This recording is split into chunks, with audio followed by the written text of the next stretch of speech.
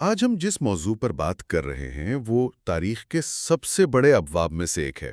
ہم سلطنت عثمانیہ کی گہرائی میں اتریں گے، ایک ایسی حکومت جو 600 سال تک قائم رہی۔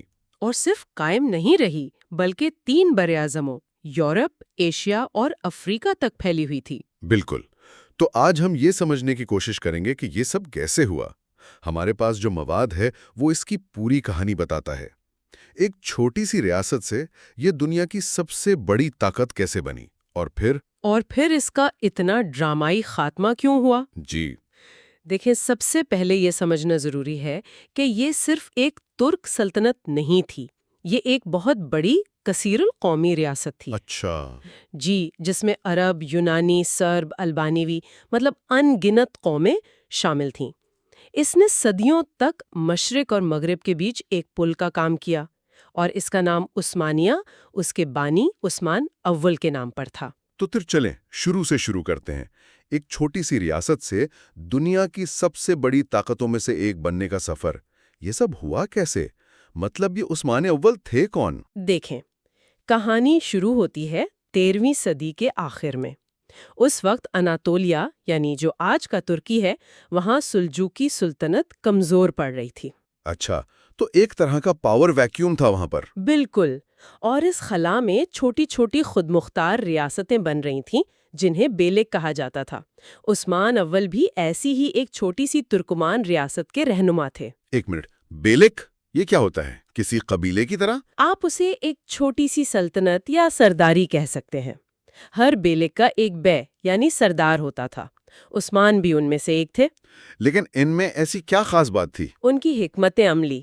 ہمارے پاس جو مواد ہے اس میں ایک بہت دلچسپ بات یہ ہے کہ عثمان کے ابتدائی پیروکاروں میں صرف ترک جنگجو نہیں تھے۔ تو اور کون تھا؟ بازانطینی سلطنت سے بھاگ کر آنے والے لوگ بھی شامل تھے، جن میں سے بہت سو نے بعد میں اسلام قبول کر لیا۔ یہ دکھاتا ہے کہ شروع سے ہی یہ صرف ایک مذہبی مہم نہیں تھی۔ تو ان کی کامیابی کی وجہ کیا تھی؟ میں نے کہیں غزہ تھیس کے بارے میں پڑھا ہے، کیا اس سے کوئی تعلق ہے؟ آپ نے بہت اہم نقطہ اٹھایا ہے۔ غزہ تھیسس ایک پرانا نظریہ ہے جو کہتا تھا کہ عثمانیوں کی کامیابی کی وجہ اسلامی جہاد کا جذبہ تھا۔ یعنی وہ صرف اسلام کے نام پر لڑنے والے جنگجو تھے؟ جی، لیکن آج کے زیادہ تر مورخین اسے بہت سادہ سمجھتے ہیں۔ وہ کہتے ہیں کہ معاملہ اس سے کہیں زیادہ پیچیدہ تھا۔ اس میں طاقت، زمین، دولت، یہ سب چیزیں بھی اتنی ہی اہم ہیں۔ سچ تو یہ ہے کہ ان کی کامیابی کی اصل وجہ آج بھی ایک معمہ ہے۔ لیکن کچھ اہم واقعات تو ہوں گے جنہوں نے انہیں آگے بڑھایا؟ جی بالکل۔ 1326 میں برسا شہر پر قبضہ ایک بہت بڑی کامیابی تھی۔ یہ ان کا پہلا بڑا دارالحکومت بنا۔ پھر 1389 میں کوسوو کی جنگ میں انہوں نے سربیا کی فوج کو شکست دی، جس سے بلکان میں ان کے قدم مضبوط ہوئے۔ تو یہ سفر سیدھا اور ہموار نہیں تھا؟ بالکل نہیں۔ 1402 میں انہیں ایک بہت بڑے دھچکے کا سامنا کرنا پڑا جب وسطی ایشیا کے حکمران تیمور نے انکرا کی جنگ میں انہیں شکست دی۔ اس شکست کے بعد سلطنت میں 11 سال تک خانہ جنگی چلتی رہی۔ ایسا لگ رہا تھا کہ عثمانی کہانی شروع ہونے سے پہلے ہی ختم ہو جائے گی۔ لیکن ایسا ہوا نہیں۔ انہوں نے خود کو دوبارہ منظم کیا، اور پھر وہ لمحہ آیا جس نے نہ صرف سلطنت کی بلکہ پوری دنیا کی تاریخ بدل دی۔ میں قسطنطنیہ کی فتح کی بات کر رہا ہوں۔ بالکل۔ 29 مئی 1453 21 سالہ سلطان محمد دوئم، جنہیں ہم محمد فاتح کہتے ہیں، انہوں نے قسطنطنیہ فتح کر لیا۔ یہ کوئی عام شہر نہیں تھا، یہ بائزنطینی سلطنت کا دارالحکومت تھا جو 1100 سال سے قائم تھا۔ اور اس کی فصیلیں ناقابل تسخیر سمجھی جاتی تھیں۔ جی ہاں، اس فتح نے عثمانیوں کو ایک علاقائی طاقت سے ایک عالمی سلطنت بنا دیا۔ اور ہمارے مواد میں ایک حیران کن تفصیل یہ بھی ہے کہ فتح کے بعد محمد فاتح نے مشرقی آرتھوڈاکس چرچ کو ختم نہیں کیا، بلکہ اسے اپنی خود مختاری برقرار رکھنے کی اجازت دی۔ جی، اور یہ ان کی ذہانت تھی۔ یہ صرف رواداری تھی یا اس میں کوئی گہری سیاسی حکمت عملی بھی تھی؟ یہ ایک بہترین سوال ہے۔ یہ صرف رواداری نہیں تھی، یہ خالصتاً عملیت پسندی تھی۔ محمد فاتح جانتے تھے کہ وہ ایک ایسے شہر پر حکومت کرنے جا رہے ہیں جس کی اکثریت عیسائی ہے۔ اچھا۔ چرچ کو خود مختاری دے کر انہوں نے نہ صرف لاکھوں عیسائی رعایا کی وفاداری حاصل کی بلکہ ان کا ایک منظم ادارہ بھی برقرار رکھا جس کے ذریعے ان پر حکومت کرنا آسان تھا۔ یہ عثمانی طرز حکومت کی ایک خاصیت تھی، نظام کو تباہ کرنے کے بجائے اسے اپنے اندر شامل کر لینا۔ قسطنطنیہ کی فتح کے بعد سلطنت کا سنہرا دور شروع ہوا۔ سلطان سلیم اول اور پھر ان کے بیٹے سلیمان علی شان کا دور۔ مغرب میں انہیں سلیمان دی میگنیفیسنٹ کہا جاتا ہے۔ اس دور میں کیا خاص تھا؟ اس دور میں سلطنت اپنی طاقت اور وسعت کے عروج پر پہنچ گئی۔ سلیم اول نے مشرق میں صفویوں کو شکست دی اور مصر، شام اور حجاز کو سلطنت میں شامل کر لیا۔ اور سلیمان کے دور میں؟ سلیمان کے دور میں فتوحات کا سلسلہ یورپ کی طرف بڑھا۔ 1526 میں موہاج کی جنگ میں ہنگری کا خاتمہ ہوا اور عثمانی فوجیں ویانا کے دروازوں تک پہنچ گئیں۔ مشرق میں بغداد پر بھی قبضہ ہو گیا۔ تو اس کا مطلب ہے کہ اس وقت کے تمام بڑے تجارتی راستے، زمینی راستے، وہ ان کے کنٹرول میں آ گئے تھے؟ بالکل، یورپ اور ایشیا کے درمیان تجارت مکمل طور پر ان کے کنٹرول میں تھی اور بحیرہ روم کے ایک بڑے حصے پر ان کا غلبہ تھا۔ لیکن یہ صرف علاقائی غلبہ نہیں تھا، یہ ایک عالمی محاذ رائی تھی۔ عالمی محاذ رائی کس سے؟ ایک طرف عثمانی تھے تو دوسری طرف اسپین اور پرتگال کی متحدہ طاقتیں جو نئی دنیا کی دولت سے مالا مال تھیں۔ ان کی کشمکش بحیرہ روم سے لے کر بحر ہند تک پھیلی ہوئی تھی۔ ہمارے مواد میں ایک بہت ہی حیران کن تفصیل ہے کہ عثمانیوں نے جنوب مشرقی ایشیا میں آچی کی سلطنت یعنی آج کا انڈونیشیا، وہاں پرتگالیوں کے خلاف فوجی مدد بھیجی تھی۔ جی ہاں، یہ ان کے عالمی اثر و رسوخ کو ظاہر کرتا ہے۔ وہ خود کو عالمی اسلامی برادری کا محافظ سمجھتے تھے۔ لیکن ان کی خارجہ پالیسی صرف مذہب پر مبنی نہیں تھی۔ بالکل نہیں۔ اس کی سب سے بڑی مثال یورپ میں ہیپسبرگ بادشاہت کے خلاف فرانس کے ساتھ ان کا اتحاد ہے۔ یہاں پر ایک لمحے کے لیے رکتے ہیں۔ یہ نقطہ آج کے دور کی سوچ کو چیلنج کرتا ہے۔ ہیپسبرگ اس وقت یورپ کی سب سے بڑی طاقت تھے اور فرانس بھی ایک بڑی مسیحی طاقت تھا۔ جی، ہم اکثر تاریخ کو مسلم بمقابلہ عیسائی کی سادہ جنگ سمجھتے ہیں، لیکن یہ اتحاد بتاتا ہے کہ 16ویں صدی میں سیاست دشمن کا دشمن میرا دوست کے اصول پر چلتی تھی، چاہے مذہب کچھ بھی ہو۔ آپ نے بالکل صحیح تجزیہ کیا۔ یہ اتحاد خالصتاً جیو پولیٹیکل تھا۔ فرانس چاروں طرف سے ہیپسبرگ سلطنت میں گھرا ہوا تھا اور عثمانی بھی یورپ میں ہیپسبرگ کے سب سے بڑے دشمن تھے، تو ان کا اتحاد فطری تھا۔ تو سلیمان کا دور واقعی ایک سنہرا دور تھا، لیکن تاریخ کا اصول ہے کہ ہر عروج کو زوال ہے۔ عام طور پر تو یہی کہا جاتا ہے کہ ان کے بعد زوال شروع ہو گیا۔ کیا یہ سچ ہے؟ یہ روایتی نظریہ ہے، لیکن جدید مورخین اس سے اتفاق نہیں کرتے۔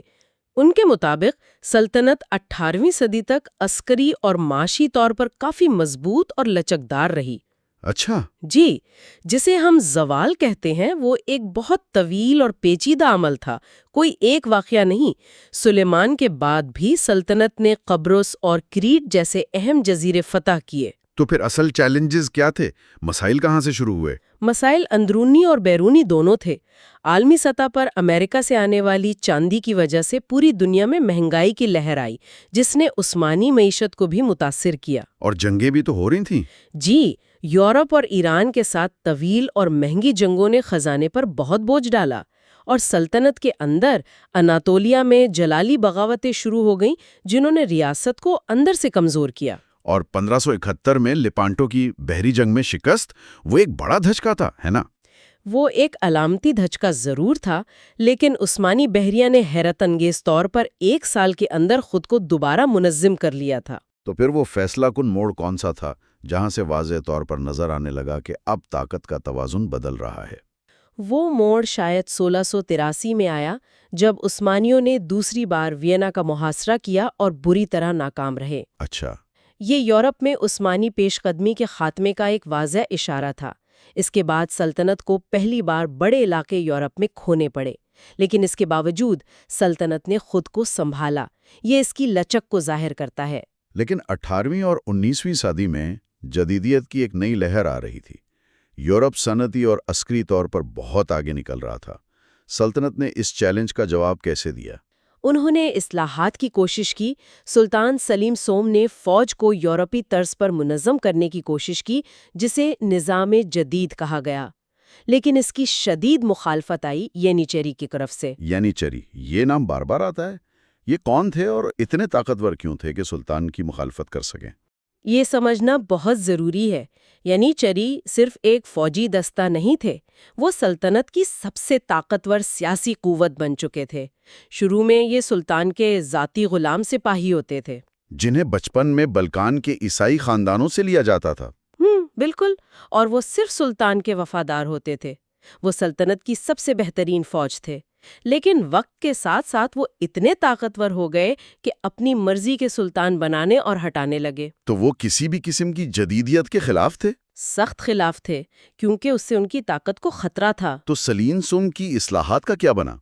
ینیچری اور کچھ مذہبی رہنماؤں نے مل کر بغاوت کر دی اور سلیم سوم کو قتل کر دیا گیا، لیکن ان کے جانشین سلطان محمود دوم نے وہ کام کر دکھایا جو ناممکن سمجھا جاتا تھا۔ کیا؟ 1826 میں انہوں نے توپ خانے کا استعمال کر کے ینیچری کور کا مکمل طور پر خاتمہ کر دیا۔ یہ ایک بہت بڑا اور خونی قدم تھا، لیکن جدیدیت کی راہ میں سب سے بڑی رکاوٹ دور ہو گئی۔ لیکن اس دوران ایک اور محاذ کھل چکا تھا۔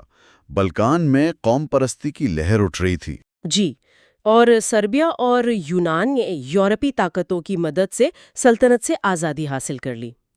تو اس سب کا کیا مطلب ہے؟ 19ویں صدی تک سلطنت کو یورپ کا بیمار آدمی کہا جانے لگا تھا۔ اس دباؤ کا مقابلہ کیسے کیا گیا؟ اسی دباؤ کے تحت تنظیمات کا دور شروع ہوا جو 1839 سے 1876 تک جاری رہا۔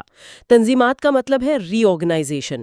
یہ اصلاحات کا ایک جامع پروگرام تھا جس کا مقصد ریاست کو مکمل طور پر جدید بنانا تھا۔ جیسے کہ ایک جدید فوج، نیا بینکنگ سسٹم اور مذہبی قوانین کی جگہ سیکولر قوانین کا نفاذ۔